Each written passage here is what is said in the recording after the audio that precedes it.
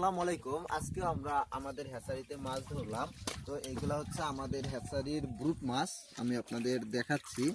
আজকে আমরা এই মাছগুলা থেকে ডিম নেব। এগুলা হচ্ছে অরিজিনাল ভিয়েতনাম কই মাছের ব্রুট মাছ।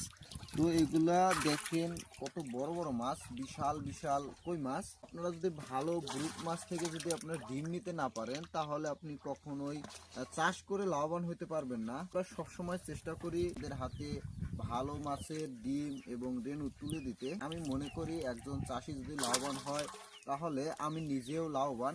কারণ একজন চাষি যদি মাছ চাষে লাভবান হয়, তাহলে সেই চাষি বারবার ভিয়েতনাম কই মাছ চাষ করবে এবং আমি তার কাছে রেণু বিক্রি করতে পারবো।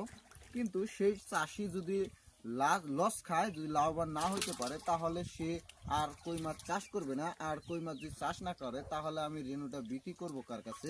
তো এর জন্যই আমি সব সময় চাষির কথা চিন্তা ভাবনা করে আমি আসলে আমাদের হ্যাচারিতে ব্রুট মাছগুলো আমি তৈরি করে থাকি এবং সেই ব্রুট মাছ থেকে সুন্দর মাছ আমি চাষির হাতে তুলে দেওয়ার চেষ্টা করি।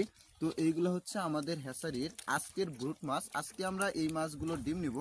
আপনাদের যাদের চারাপোনা এবং রেণুর প্রয়োজন, আমাদের সাথে যোগাযোগ করতে পারেন।